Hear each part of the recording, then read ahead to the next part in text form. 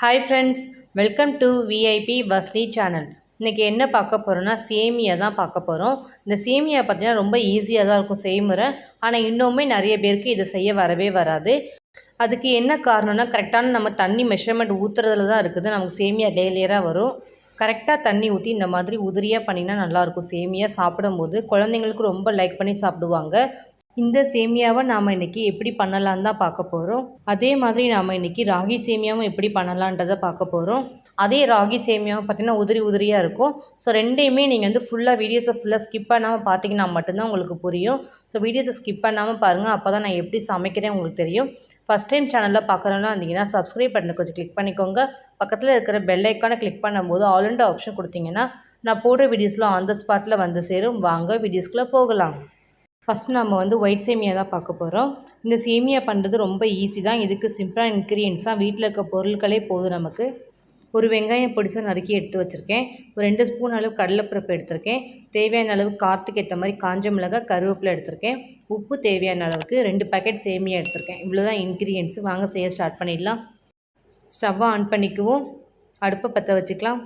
சேமியா பண்ணுற அளவுக்கு பெரிய பேன் எடுத்துக்கோங்க. அப்போ தான் நம்ம மிக்ஸ் பண்ணி நம்ம எடுக்கும்போது கொஞ்சம் ஈஸியாக இருக்கும். தேவையான அளவுக்கு லைட்டாக ஆயில் சேருங்க. ஏன்னா நமக்கு சேமியாவில் வந்து ஆயில் இருக்கக்கூடாது, இல்லைனா ஆயிலாக இருக்கும் சாப்பிடும் போது. அதனால் கொஞ்சமாக சேர்த்துக்கோங்க. 1/2 டீஸ்பூன் கடுகு சேர்த்துக்கலாம். கடுகு நல்லா பொரிஞ்சதுக்கப்புறம் நம்ம எடுத்து வச்சுருக்க கடலைப்பருப்பை சேர்த்துக்கலாம். 2 ஸ்பூன் கிட்ட நான் இன்றைக்கி எடுத்துருக்கேன் கடலைப்பருப்பு. அதை அப்படியே சேர்த்துக்கலாம். கரண்டி வச்சு ஃபுல்லாக மிக்ஸ் பண்ணிக்கணும். அந்த போட்டிருக்க கடலைப்பருப்பு பார்த்திங்கன்னா நல்லா கோல்டன் கலர் வர்ற வரைக்கும் நம்ம நல்லா வறுக்கணும். அப்போ தான் நமக்கு நல்லாயிருக்கும் டேஸ்ட்டு. நறுக்கி வச்சுக்க வெங்காயத்தை நம்ம சேர்த்துக்கலாம். வெங்காயத்தை நல்லா வதக்கி விட்டுக்கலாம். அடுத்து நம்ம காஞ்ச மிளகாய் சேர்த்துக்கலாம். காரத்துக்கு ஏற்ற மாதிரி காஞ்ச மிளகாய் தான் நம்ம போடுறோம். பச்சை மிளகாய் கூட நீங்கள் சேர்த்துக்கணும்னாலும் சேர்த்துக்கலாம். கருவேப்பிலை சேர்த்துக்கலாம் தேவையான அளவுக்கு. காஞ்ச மிளகாவும் போடலாம், பச்சை மிளகாவும் போடலாம், நம்ம இஷ்டம்தான். நான் இன்றைக்கி காஞ்ச மிளகாய் யூஸ் பண்ணியிருக்கேன். கரண்டி வச்சு ஃபுல்லாக மிக்ஸ் பண்ணி விட்டுக்கலாம். நம்ம போட்டிருக்க வெங்காயம் நல்லா ஃப்ரை ஆகணும். ஃப்ரை ஆனதுக்கப்புறம் நம்ம உப்பு சேர்த்துக்கலாம். தேவையானது கொஞ்சம் லைட்டாக உப்பு போட்டுக்கலாம். உப்பு பார்த்திங்கன்னா நம்ம இப்போ தான் நம்ம போட முடியும். ஏன்னா சேமியா கிண்ட ஆரம்பிச்சோன்னா உப்பு போட முடியாது. ஸோ அதனால் இப்போ போட்டு கொஞ்சம் ஃபுல்லாக மிக்ஸ் பண்ணிக்கோங்க. இப்போ நம்ம தேவையான தண்ணி சேர்த்துக்கலாம். சேமியா பண்ணுறதுக்கு கரெக்டான லெவலில் தண்ணி ஊற்றணும். 2 பேக்கெட்டுக்கு நான் அன்றைக்கி 1 கப்பு அளவுக்கு தண்ணி சேர்த்துருக்கேன். ஸோ அந்த சேமியா போடும்போது உங்களுக்கு தெரியும். ஸோ அதுக்கேற்ற மாதிரி நீங்கள் தண்ணி வச்சுன்னா கரெக்டாக இருக்கும். சேமியாவுக்கு முக்கியமே தண்ணி தான். தண்ணி கொஞ்சம் அதிகமானாலும் நமக்கு சேமியாவோட உதிரியாக நமக்கு கிடைக்காது. ஸோ அந்த டேஸ்ட்டுமே நல்லா இருக்காது. தண்ணி நல்லா கொதித்ததுக்கப்புறம் நம்ம எடுத்து வச்சுருக்க சேமியா நம்ம சேர்க்கணும். ரொம்ப கொதிக்கணும்ல, லைட்டாக ஒரு கொதி வந்தாலே போதும். நம்ம அந்த சேமியா சேர்த்துக்கலாம். எனக்கு அந்த மாதிரி கொதி வந்துச்சு. இப்போ நான் சேமியா சேர்த்துக்கிட்டேன். கரண்டியை வச்சு நம்ம ஃபுல்லாக மிக்ஸ் பண்ணி விட்டுக்கலாம். நம்ம ஊற்றுற தண்ணி வந்து அந்த சேமியாவில் ஃபுல்லாக முங்குற மாதிரி இருக்கணும். அந்த மாதிரி முங்குற மாதிரி இருந்தால் கரெக்டாக இருக்கும். ரொம்பவும் அதிகமாக இருந்துச்சுன்னா நீங்கள் வந்து எக்ஸ்ட்ரா கொஞ்சம் சேமியா சேர்த்து இதே மாதிரி மிக்ஸ் பண்ணிட்டீங்கன்னா உங்களுக்கு ஈஸியாக இருக்கும். ஸோ வந்து சேமியா ஃபுல்லாக நமக்கு தண்ணியில் ஃபுல்லாக நம்ம வெந்துருச்சு. இங்கே பாருங்கள், தண்ணி லைட்டாக தான் இருக்குது. இதே மாதிரி மிக்ஸ் பண்ணி விட்டிங்கன்னா நமக்கு தண்ணி ஃபுல்லாக ட்ரை ஆகிடும். சேமியா ஃபுல்லாக தண்ணியெல்லாம் ட்ரை ஆகிடுச்சு. நமக்கு சுத்தமாக தண்ணியே இல்லை. இங்கே பாருங்கள், மிக்ஸ் பண்ணும்போது உங்களுக்கே தெரியும். இந்த மாதிரி தண்ணி இல்லாமல் ஃபுல்லாக ட்ரை ஆனதுக்கப்புறம் தட்டு போட்டு க்ளோஸ் பண்ணி ஒரு 5 நிமிஷத்துக்கு க்ளோஸ் பண்ணி வச்சுனா தான் நல்லாயிருக்கும் நமக்கு சேமியா. அப்போ தான் நமக்கு நல்ல சேமியா ஃபுல்லாக நமக்கு நல்ல குக் ஆகி நமக்கு ஒரு சாப்பிடும்போது நல்ல ஒரு டேஸ்ட்டில் இருக்கும். ஸோ இந்த மாதிரி தட்டு போட்டு ஒரு 5 நிமிஷம் நம்ம க்ளோஸ் பண்ணிட்டிங்கன்னா போதும். 5 மினிட்ஸ் கிட்ட ஆகிடுச்சு. தட்டை ஓப்பன் பண்ணி பார்க்கலாம். சேமியா ஃபுல்லாக நமக்கு நல்லா வெந்திருக்குது. ஃபஸ்ட்டுக்கும் இப்போக்கும் பாருங்கள், நல்லா நமக்கு சூப்பராக ரெடி ஆகிடுச்சு.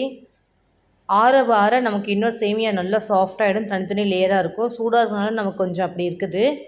ஆறிட்டால் நமக்கு சரியாக இருக்கும். ஸோ நம்ம இன்னொரு பிளேட்டில் மாற்றிக்கலாம். இதை குழந்தைங்களுக்கு பிடிச்ச சேமியா ரெடி ஆகிடுச்சு. சூப்பராக இருக்கும். இதோட டேஸ்ட்டு பார்த்திங்கன்னா நமக்கு தனித்தனி லேயராக இருக்கனால குழந்தைங்க ஸ்பூன் போட்டு அப்படியே நூடுல்ஸ் மாதிரி சாப்பிடுவாங்க. ஸோ நம்ம நெக்ஸ்ட்டு வந்து ராகி சேமியா எப்படி பண்ணலான்றதை பார்க்கலாம். ராகி சேமியா பண்ணுறதுக்கு இவ்வளோ தான் இன்க்ரீடியன்ஸு. ரொம்ப ஈஸியான மெத்தட் தான் இதுவுமே.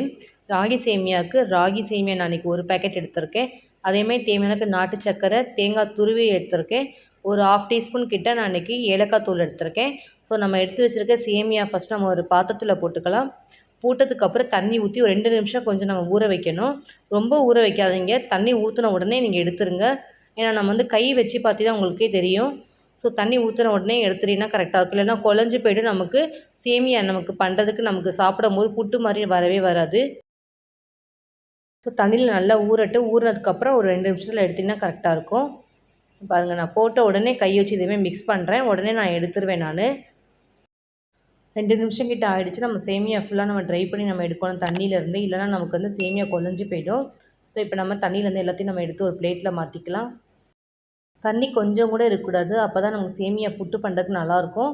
ஸோ அதனால் தண்ணியிலேருந்து ஃபுல்லாக ட்ரை பண்ணி எடுத்துருங்க. அதுக்கப்புறம் தண்ணி இருந்தால் கூட நீங்கள் வடித்து கூட விட்டுருங்க. ஸோ நான் கையிலே நான் ஃபுல்லாக ட்ரை பண்ணி எடுத்துக்க போகிறேன்.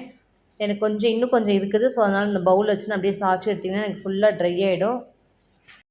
ராகி சேமியா ஃபுல்லாக நம்ம தண்ணியிலேருந்து எடுத்து ட்ரை பண்ணி நம்ம ஒரு பிளேட்டில் மாற்றிருக்கோம். இதை நம்ம ஆவி கட்டி எடுக்க போகிறோம். நான் சின்னதாக ஒரு இட்லி குண்டா எங்கள் வீட்டில் இருக்குது. நான் அதில் வந்து தேவையான அளவுக்கு தண்ணி சேர்த்துக்க போகிறேன். ஃபஸ்ட்டு நம்ம வந்து தண்ணியை கொதிக்க வைக்கணும். அதுக்கப்புறம் நம்ம ராகி சேமியா உள்ளே வச்சுக்கலாம். இப்போ நம்ம ஸ்டவ்வை ஆன் பண்ணிக்குவோம். இட்லி குண்டான தூக்கி நம்ம ஸ்டவ் மேலே வச்சுக்கலாம். தண்ணி நல்லா ஸ்டீம் ஆகணும். நம்ம இட்லி தட்டை மூடி நம்ம க்ளோஸ் பண்ணி ஒரு 5 மினிட்ஸ் விட்டிங்கன்னா போதும். நமக்கு தண்ணி நல்லா கொதிக்க ஆரம்பிச்சிடும். 5 மினிட்ஸ் கிட்ட ஆகிடுச்சு. நம்ம இட்லி குண்டானை ஓப்பன் பண்ணி பார்க்கலாம். தண்ணி நல்லா கொதிச்சிருச்சு. இப்போ நம்ம இட்லி தட்டை தூக்கி நான் இட்லி குண்டானை உள்ளே வச்சுட்டு நம்ம எடுத்து வச்சுருக்க ராகி சேமியாவை நம்ம அதை உள்ளே போட போகிறோம். லைட்டாக இட்லி தட்டில் கொஞ்சம் லைட்டாக ஆயில் சேர்த்துக்கோங்க. அப்போ தான் நமக்கு ஒட்டாமல் நமக்கு ஈஸியாக வரும். இந்த பாருங்கள், தண்ணியில் ஊறினதுக்கப்புறம் நமக்கு அதிலே உதிரியாக நமக்கு வந்துருச்சு. ஸோ எடுத்து போட உங்களுக்கு ஈஸியாக தான் இருக்கும். ஸோ அதை கரெக்டான தண்ணியில் ஊற வச்சு நீங்கள் எடுத்திங்கன்னா மட்டும்தான் நமக்கு இந்த மாதிரி லேயராக கிடைக்கும் நமக்கு சேமியா. ராகி சேமியா எல்லாத்தையும் நம்ம இட்லி குண்டானை சேர்த்துக்கலாம். சேர்த்ததுக்கப்புறம் இட்லி தட்டை க்ளோஸ் பண்ணிவிடுங்க. க்ளோஸ் பண்ணி ஒரு 10 நிமிஷம் வேக வச்சிங்கன்னா போதும். நமக்கு இட்லி நம்ம எப்படி ஆவி கட்டி எடுப்போமோ அதே மாதிரி தான் நம்ம வேக வைக்க போகிறோம். 10 நிமிஷம் வந்துச்சுன்னா போதும். நமக்கு ஈஸியாக நமக்கு சூப்பராக பூ மாதிரி நமக்கு புட்டு ரெடி ஆகிடும். 10 நிமிஷம் கிட்ட ஆகிடுச்சு. நம்ம இட்லி தட்டை ஓப்பன் பண்ணி பார்க்கலாம். நல்லா சாஃப்டாக வெந்திருக்குது. கொஞ்சம் சூடு ஆறுனதுக்கப்புறம் நம்ம இது ஒரு பிளேட்டில் நம்ம எடுத்து மாற்றிக்கலாம். ராகி சேமியாலாம் ஃபஸ்ட் நம்ம சூடு ஆறணும். அதனால் நம்ம கொஞ்சம் வெளியில் ஒரு நார்மல் டெம்பரேச்சரை வச்சு இதுமாதிரி கொஞ்சம் ஆற வைங்க. ஆறுனதுக்கப்புறம் நம்ம ஒரு பிளேட்டில் நம்ம எல்லாத்தையும் பிச்சு நம்ம சேர்த்துக்க போகிறோம். ஃபுல்லாக ஆறிடுச்சு. இங்கே பாருங்கள், நம்ம எடுக்கும் போதே கொஞ்சம் ஈஸியாக இருக்கும். இந்த மாதிரி ஆறுனதுக்கப்புறமே நமக்கு லேயராக நமக்கு வரும் இந்த சேமியா ஃபுல்லாகவே. எனக்கு இன்னும் கொஞ்சம் லைட்டாக சூடாக இருக்குது. ஸோ அதனால் கொஞ்சம் ஆற வச்சுக்கலாம். இதேமாதிரி பிச்சு போட்டு சேமியா ஃபுல்லாக உதிரியாக இருக்குது. இங்கே பார்த்தீங்கன்னா உங்களுக்கே தெரியும், நான் உதுத்து போடும்போது நல்லா ஒரு சாஃப்டாக நல்லா வெந்திருக்குது. ஸோ தண்ணி நம்ம எடுத்து ட்ரை பண்ணி போடும்போது அதில் தான் முக்கியமாக நமக்கு இந்த ராகி சேமியாவோட நமக்கு கரெக்டான பதமே இருக்குது. கொஞ்சம் விட்டுட்டிங்கனாலும் நமக்கு சேமியா குழஞ்சி போயிடும். சேமியா ஃபுல்லாக ஆறிடுச்சு. நம்ம இன்னொரு பாத்திரத்தில் மாற்றிக்கலாம். ஏலக்காய் தூள் நம்ம எடுத்து வச்சுருக்கோம் ஆல்ரெடி. நம்ம வந்து அதை நம்ம சேர்த்துக்கலாம். இப்போ 1/2 டீஸ்பூன் ஏலக்காய் தூள் சேர்த்துக்கோங்க. ஏலக்காய் தூள் இருந்துச்சுன்னா சேர்த்துக்கோங்க. இல்லைனா நீங்கள் நச்சு கூட சேர்த்துக்கலாம். என்கிட்ட ஆல்ரெடி நான் பவுடர் அரைச்சி வச்சுருக்கனால நான் அதையும் சேர்த்துக்க போகிறேன். 1/2 கப்பு அளவுக்கு துருவின தேங்காய் சேர்த்துக்கலாம். நாட்டு சக்கரை நான் எடுத்து வச்சுக்க ஒரு 4 ஸ்பூன் கிட்ட, அதையும் நம்ம சேர்த்துக்கலாம். சக்கரை கூட சேர்த்துக்கலாம். நான் இன்றைக்கி நாட்டு சக்கரை யூஸ் பண்ணியிருக்கேன். நல்லாயிருக்கும் இதோட டேஸ்ட்டு. ஸோ அதனால் இதை நான் சேர்த்து நல்லா மிக்ஸ் பண்ணி விட்டுக்கலாம். கரண்டி வச்சு ஃபுல்லாக மிக்ஸ் பண்ணுங்கள், ஈக்குவலாக இருக்குது. அப்போ தான் கரெக்டாக இருக்கும்.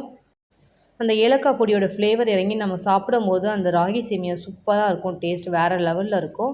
ஸோ அதனால் கரண்டி வச்சு ஃபுல்லாக ஈக்குவலாக வரைக்கும் நல்லா மிக்ஸ் பண்ணிக்கோங்க.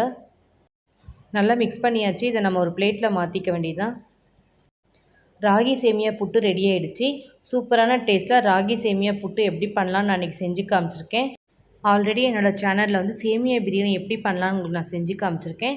அதே மாதிரி ஒயிட் சேமியாவும் எப்படி பண்ணலான்னு செஞ்சு காமிச்சிருக்கேன். நம்ம ஊற்றுற தண்ணியில் ரேஷியோவில் தான் இருக்குது நம்ம 2 சேமியா பண்ணுறதுல இருக்குது. அப்போ தான் நல்லா டேஸ்ட்டாக நமக்கு லேயராக நமக்கு கிடைக்கும். குழந்தைங்க ரொம்ப லைக் பண்ணி சாப்பிட்ற இந்த சேமியாவை எப்படி பண்ணலான்னு இன்றைக்கி நான் செஞ்சு காமிச்சிருக்கேன். என்னோடய ஸ்டைலில் உங்களுக்கு நான் இன்றைக்கி ராகி சேமியா ஒயிட் சேமியாவும் செஞ்சு காமிச்சிருக்கேன். இதே மாதிரி நீங்களும் உங்கள் வீட்டில் ட்ரை பண்ணி பார்த்துட்டு டேஸ்ட்டு எப்படி இருந்துச்சுன்னு கமெண்ட் பண்ணுங்கள், லைக் பண்ணுங்கள், ஷேர் பண்ணுங்கள், சப்ஸ்கிரைப் பண்ணுங்கள். பக்கத்தில் இருக்கிற பெல் ஐக்கானை கிளிக் பண்ணிவிடுங்க. Thank you friends.